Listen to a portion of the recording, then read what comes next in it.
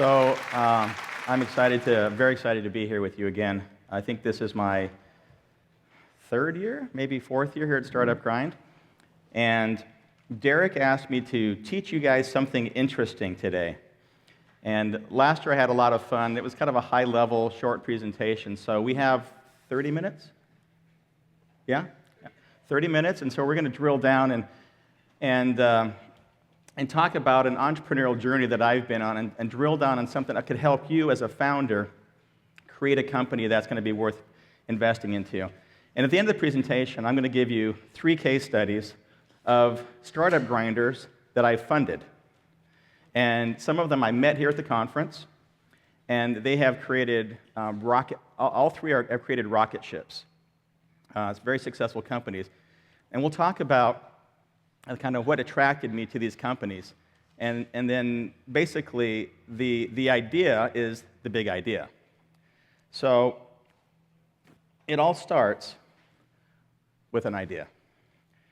And unfortunately, I didn't have the Startup Grind conferences growing up as a kid. And by the time I realized what was going on, I had launched 11 small companies. 11 small businesses, and I'm going to take you through a little bit of entrepreneurial journey, and I hadn't ever done this before, but as I was putting this presentation together, I said, well, how many little businesses had I done early in my career? And starting first with the lemonade stand. This was no ordinary lemonade stand. This was a great lemonade stand. I rolled it down to the corner. I had a little skateboard business, a window washing business, lawn mowing. I quit. Then when I was 16, I started putting in sprinkler systems and doing landscaping. I started a pool service and maintenance company when I was 17, and by the time I hit college, I had sold 2 of these, and I decided, well, I'm going to go to school. College wasn't what I expected, so I started to use my entrepreneurial skills to fix college. I started a newspaper with some friends called the Student Review. I started a dance club to meet girls. One of my more successful endeavors. I started a jazz club dinner theater called Backstage Cafe. For my jazz habit, I played the trumpet, and I wanted a place where I could play, and I had to go create my own club. And it was beautiful, tall brick walls, and it was great until it went out of business. When we started, we had 2-hour waits to get in, but I had no excuse for running a restaurant. In fact, the hardest thing I've ever done in my career is launch a restaurant. My hat's to often anybody who understands how to run this business. So my next one was a 501c3 that hired the homeless to recycle. And by the time I am finishing my college career, I have launched 11 little businesses. And my next business was a water purification service company called Pure Water, and I built a service company in Southern California. And it was in the middle of this that somebody asked me a question that changed my life. It was the CEO of Pure Water International, and he said, "You seem like a smart kid. You can spend 24 hours a day building rocket ships, or you can dig ditches. It's the same amount of time. We have 24 hours in the day. You can deal." And I said, what do you mean? He said, "You're thinking small. This business is never going to take you where you think it's going to take you." Up until this point in my career, nobody had ever exposed this idea that I could actually have the permission to think big. I didn't let myself think big because I thought that was for people that had capital and experience and education. And one of the things I learned is that it was actually easier to think big. It's easier to recruit. It's easier to raise money. So this question literally changed my entrepreneurial life, and it changed my life. Now, all these other businesses are worthwhile business. I have nothing against mowing lawns. In fact, it's kept me going many days because I always would say, if it all fell apart, I could go back to pushing a lawnmower and I could feed myself and my family. And so that thought in the back of my mind kept me going, like with my risk profile, like what was my fallback position? Oh, I could go do that again. I was never very good at cleaning pools. I'd always get caught swimming and I'm going to get thrown out and fired. So my next stage of the career, I discovered the software business. I love software. Unbelievable. And I created a software company that went belly up. And I decided I needed to go to school. So I went and worked for somebody else's company, a company called Folio, for 4.5 years. They had no reason or right to give me that job. I don't know how I got it, but I became the product manager for a very hot software company. It was the very first text retrieval engine. It was on DOS and then Windows, and I was the product manager that brought it into the Windows environment. And I won this product award, Slicer Dicer Mix Master of Software Products, PC Computing Magazine.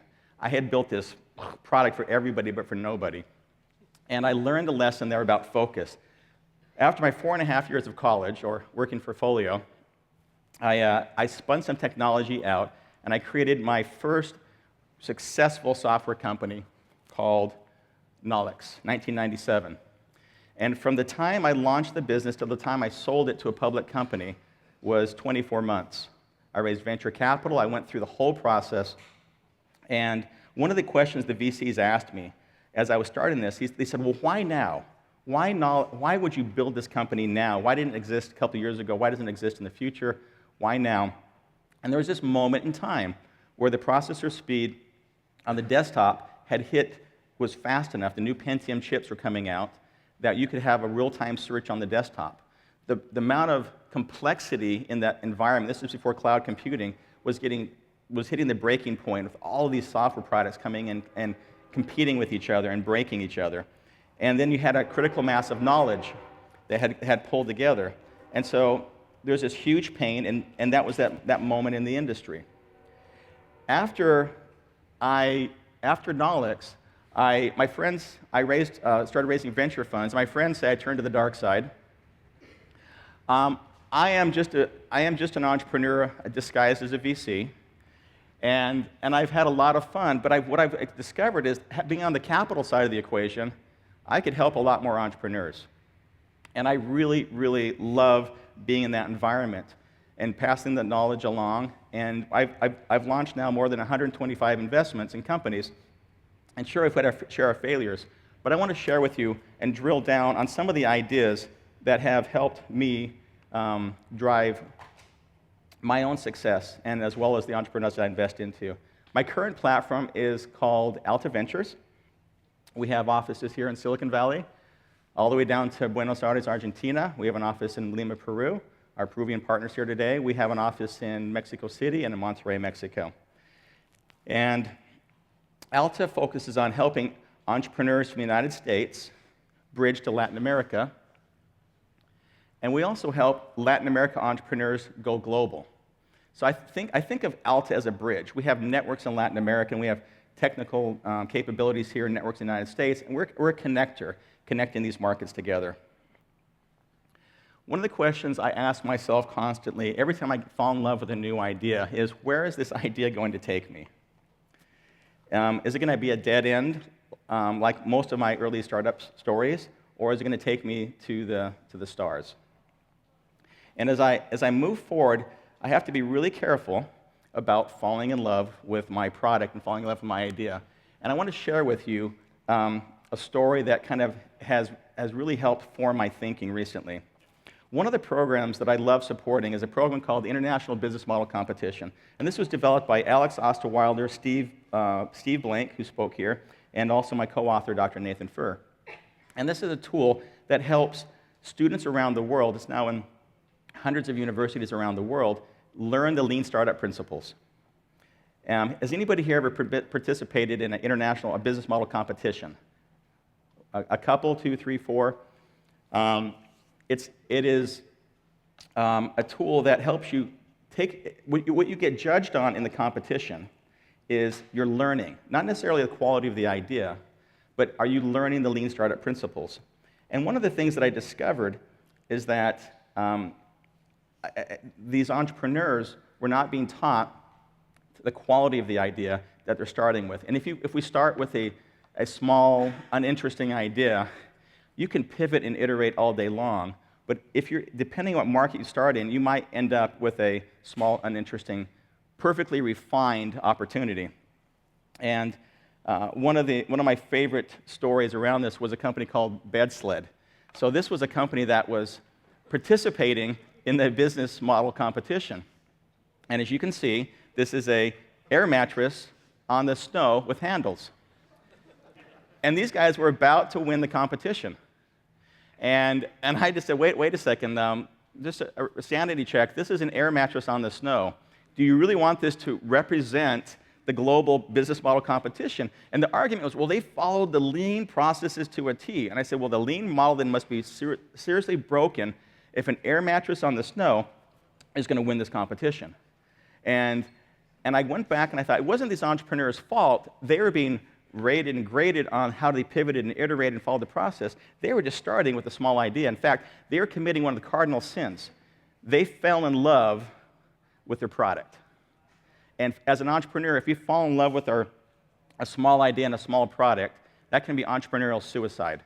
And so Bad Sled led me to go and think about what can I do to help entrepreneurs take it to the next level. And I came up with this idea as a worksheet called the Big Idea Canvas. And the Big Idea Canvas was a tool I built for myself, and it's now being used all over the world to help entrepreneurs identify their investment thesis early on. And the output of the Big Idea Canvas is a hypothesis. So in the idea generation phase, there was very little help for entrepreneurs as we're going through this process. If I had had any input early in my career, I wouldn't have wasted 2 decades spinning on small ideas. I took that energy that I had working on a restaurant in Provo, Utah, and I applied it to helping entrepreneurs in Latin America, and we've now been able to deploy and co-invest with billions of dollars around the world. Same amount of time a day, I have 24 hours a day. How are we going to use that time? So my recommendation is once you have a great idea, stop. Stop right there. I have to be so careful with this because once I walk down and I think of my idea and I walk into the future and I'm brainstorming about how awesome this idea is, I fall in love with it. And there's nothing anybody can tell me. So I created this tool which you can go and you download, and before you get too far down the path, it will help you walk around your idea and ask a few critical questions. So let's walk through it, and I'll give you a couple of insights I've gained on this. And so this is the web page, bigideacanvas.com. And in fact, you can download the PDF from the website, and there's also an interactive version. And the output of this is a hypothesis. So all the questions you're answering are driving towards an investment hypothesis. Here's the online interactive version. You can just click the boxes, and it kicks you out an email. This is my Zika juice startup. I came up with that last night. You like that? And as an entrepreneur, our job is to innovate, and then we take it to the customer, and their job is to validate. And that's a nice partnership between us and the customer as we go through the process of innovating and validating back and forth. And so once you take this hypothesis, take it out into the field, get your customers to react and come up with your customer product market fit. So as we think about it, that's really the pre-step that has been missing in a lot of these lean startup models. As we get launched, it says, just start building, right? And so I'm the poster child for don't do that. It might be worth, just saying, a few minutes on the front side to go and really walk around that idea and make sure it's something you want to be spending the next 5 to 7 of your years of your life working on. Does this pass really the who cares test? So let me, by the way, let me back up here. To motivate people to use the free canvas, we're giving some money away, and we're doing a global idea challenge. And the idea with this is to go take your idea, submit it, develop your hypothesis, and submit it. And I will be looking at it, some other VCs. This will not be published publicly. Your idea is safe. It will not be published on the internet, or unless you want to do that, it's up to you. But this is a chance for you to get some feedback on your idea from mentors and from individuals as you're in the ideation stage. We're going to be announcing the winners of the Big Idea Challenge in March 31st in Lima, Peru, at the Pacific Alliance Venture Capital Conference in Lima. And so the competition starts today. So Let's talk about the canvas for 1 second and the tools behind it. The first step is to understand the customer, who's your customer, what is the pain they're experiencing, and the context of that pain. So what is the job they're trying to perform, as Clayton Christensen would say, and then what is the pain that they're experiencing in context of that job they're trying to perform. So as you look at this, there's a few questions that might not be so obvious. One of them is the customer. Everybody says, of course I knew who the customer is. I can't tell you how many startups we've invested into. We put cash into this, and there wasn't really a clear definition of the customer. Because in a B2B model, it's not just the customer. There's a buying panel associated with the purchase decision of that customer. So there's the IT person, there's the frontline user, there's the economic buyer, there's the manager, and all of those people make up the buying panel of that purchasing group.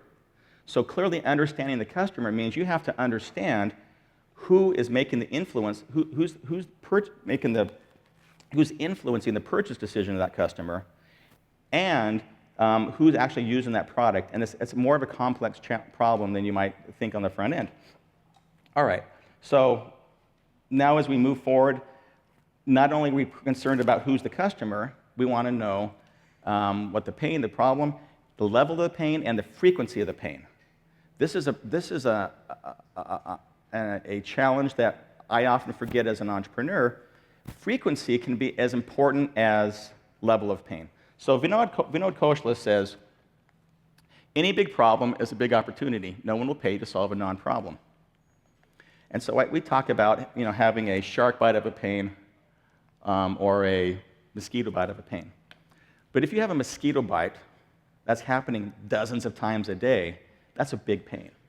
So frequency is important, especially in the consumer apps. The founders of Google said, we don't want to buy anything that you don't use twice a day like a toothbrush. So frequency is important. So walk through the concept and fall in love with your problem, not your solution. All right, so now we're falling in love with the problem. We've got a score. We talk about the next step is, what is the potential of the marketplace? In other words, where is this idea going to take you? It's okay to start with a small idea. In fact, most of the great companies I can think of started with a small, uninteresting idea. Why was it uninteresting? Because it was not an established market yet, and that's the beauty of being an entrepreneur. You get to start with this marketplace and help, and what we're looking for, though, is the velocity of the growth of the marketplace. So it can be small, but does the market have potential? Is it growing? Are there factors that are influencing the growth of this particular niche in this industry? And so after the next step is potential of the marketplace. Now talking about your solution is, now that you have your problem, understood your market. Let's find a solution that's worthy of that pain, and a distinguishing innovation. And the last question I ask on here, that's a really important question, is do you have the core competency to solve this particular problem? A good friend of mine, Rob Ryan, has built several multi-billion-dollar companies around this concept of core competency. He's identified what he calls the sunflower model. So I just grabbed it out of his book, not very pretty. But literally $4 billion companies back to back to back, building a world-class team that has intersection with a world-class technical core competency. And one of his first companies was a company called Ascend Communications. And he had built the company focusing on video switching. The VCs came to him and said, we're doing $10 million a year. Not that interesting, not the big play we thought we're going to be hitting. Should we shut this thing down? And Rob said, give me a second. He went back to his engineers. They talked within the group, and they said, we have this technical core competency of switching signals. What else could we apply this to? They identified all the problems that could be identified with their technical capability, and they identified the ability to do modem switching. They went and called up some of these ISPs and said, would you buy this box? They said yes. They got a pre-purchase order for $2 million, about $2.5 million for this box that did not exist. They took it back to the VCs and said, would you fund us to go build this box to deliver it to the customer? That became Ascend Communications. He eventually sold that company for $24 billion to Alcatel. After that, he did Broadcom, he did Right Now Technologies, he sold that for $1.5 billion to Oracle, and basically on the same concept. So if you do not have the technical core competency, and you're not world-class at this, go find somebody that is. Just because you have a great idea does not mean that you're going to create a great company unless you have the team around to execute. The fourth stage of the idea development, for me, is understanding your market entry strategy. So you know your customer, you got the level and frequency of the pain, you know the market is worth spending the next 5 years of your life on. The next question is, how are you going to enter this market? And you have a lot of things that are competing for your customer's attention. And the key question is, who is your customer in context of this market entry strategy? So I'll give you a couple of stories here. My brother built a business a few years ago, and he decided he was going to compete, he was going to partner, first of all. So he created a bolt-on. I'll make this a little bigger, a bolt-on. So he built on somebody else's platform. He built on an education platform called Blackboard. When he pivoted his idea, Blackboard felt they were competitive going after the same customer for the same products and feature, and this bolt-on became a smackdown. And they came after them with a vengeance and ended up forcing the company to shut down and reposition themselves. So as you think about your market entry strategy, who's the customer? How does that relate to the competition? As you think about this for the disruptive marketplaces, which where we like to focus. The disruptive customer is at the low-end, unloved, underserved part of the marketplace. These are the customers that nobody really wants right now. And if you can find a disruptive low-end customer that is entering and growing and can grow up into a larger marketplace, these are the compelling opportunities that all the stories are, the venture capital stories around, like Instagram and Snapchat, were low-end, unloved customers of the social networking marketplace. When the parents got on the social network, the kids got off. And so you created an underserved market opportunity that was satisfied by a very simple solution. And then last, what's our market exit strategy? Beginning with the end and looking forward.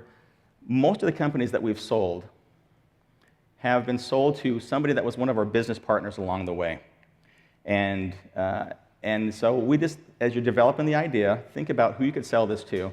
And so when you go to sell your company, it's a phone call, not a long, extended process. So here are 3 companies, I'll end with this, are startup grinders that I met here. So these are the Harmon brothers. I literally met the Harmon brothers here at the Startup Grind event. They had this idea. Would people pay to personalize their online movie viewing experience? This idea was driven by some interesting stats in Hollywood. 25% of the money made in Hollywood comes from over 50% of the movies, which are R and NC-17. 75% of Hollywood's money comes from less than 50% of the movies, which are family-friendly movies, PG and G and PG-13. And so the Harmon brothers thought, would people pay, clearly there's a demand for this content, would people pay for for family-friendly content? Would they pay for a personalization experience? So they created this concept called VidAngel, and they are killing it. After a few pivots and iterations, they're growing 60 to 100% month over month. And it's one of the funnest teams I get to work with. And thank you, Startup Grinders. It was awesome to meet the team here, and it was probably 3 or 4 years ago when I met him here. The next Startup Grinder, Jared Allgood. I think he spoke 2 or 3 years ago. Jared had this question that he uncovered, which was up to 40% of US teenagers don't have access to the internet during the day. There is an emerging market right in the middle of the United States, the US teen. They show up to schools with the dead devices. They can't access the internet. They can't text their friends. 13, 14, 15-year-olds are left out of the social conversation. And so he said, what if we use the phones, the Bluetooth capability and the Wi-Fi capability of the phones to create a mesh network within the schools? And that was the birth of Jot. We put a little bit of money into Jot, launched it. The company took off like a rocket. Another startup grinder, Todd Mickelson. He attended some of the events in Utah. And Todd, and actually is the CEO of this company, and the company started with the question, can you determine if somebody is lying based on their eyes? Is that possible? And the technology came out of the University of Utah and had been sitting there for literally a decade, and nobody had been doing anything with it. And the problem that he wanted to identify to fix was, in emerging markets, the number one cause of poverty around the world is corruption. The World Bank has an interesting stat. They said you could 2 times the GDP of an emerging market country if you can address corruption. And until now, there hasn't been any great solutions to address corruption. Sure, the world's going after it, and they're going after the banks, but we're generating a lot of unintended consequences by trying to catch the bad guys. In the middle of it, all the good guys are getting smashed, and our businesses are harder to run. Converis was born with that idea, and they have successfully built an eye detection solution that can tell very quickly if you're telling the truth or not. And it turns out that when we lie, our pupils dilate, and we can't control it. And they watch for a dozen other factors of your eye as you are being asked questions.